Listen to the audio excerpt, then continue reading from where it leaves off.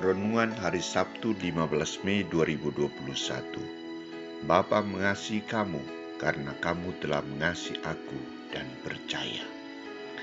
Bacaan pertama diambil dari Kisah Para Rasul bab 18 ayat 23 sampai 28 dan bacaan Injil dari Injil Yohanes bab 16 ayat 23b sampai 28. Saudara-saudariku terkasih, seorang pemimpin yang arif dan bijaksana selalu memiliki hati dan niat untuk memperhatikan dan memikirkan nasib hidup masyarakatnya.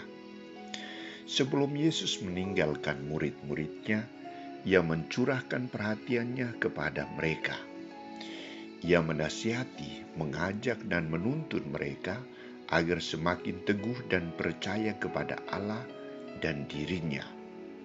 Kepergiannya kepada Bapa akan mendatangkan berkat yang melimpah. Kasih Bapa yang dilimpahkan kepadanya akan dilimpahkan juga kepada mereka karena mereka telah mengasihi Yesus dan percaya kepada pemberitaan Injil-Nya.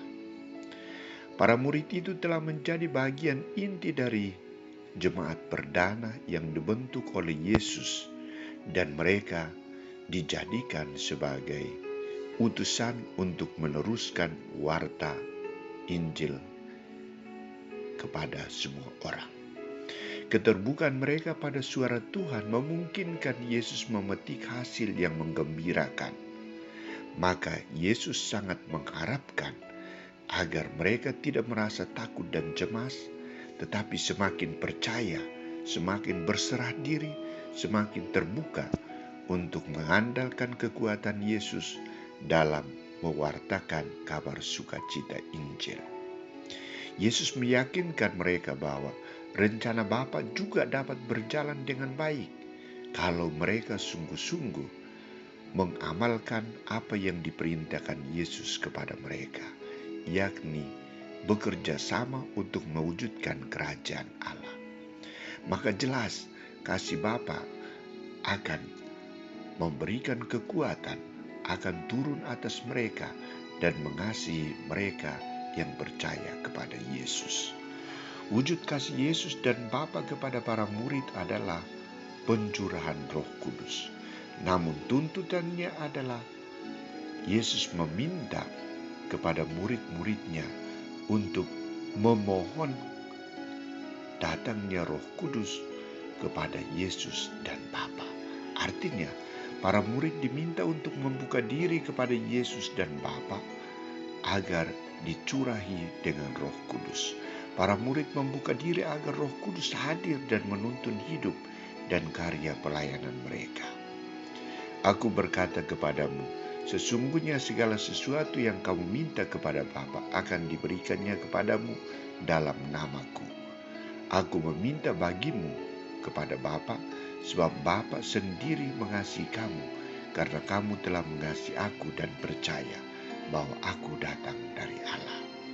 Saudara-saudariku terkasih, pewartaan kasih Allah kepada manusia begitu nyata dalam kehidupan konkret kita saat ini.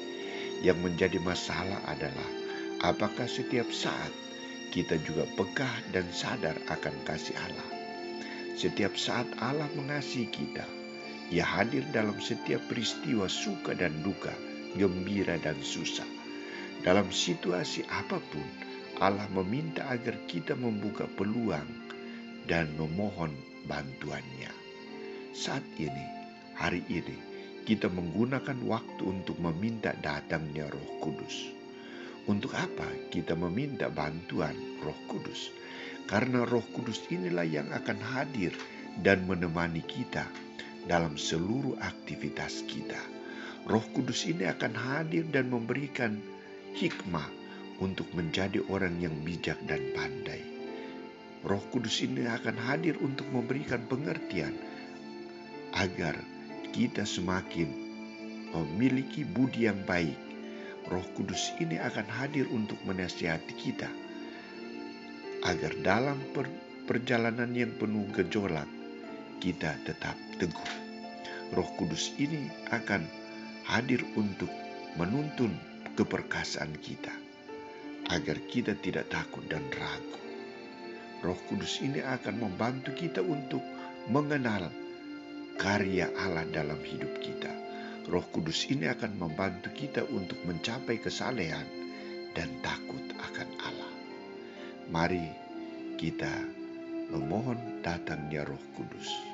Kita bertekun dalam doa. Semoga Tuhan menurunkan roh-Nya bagi kita sekalian.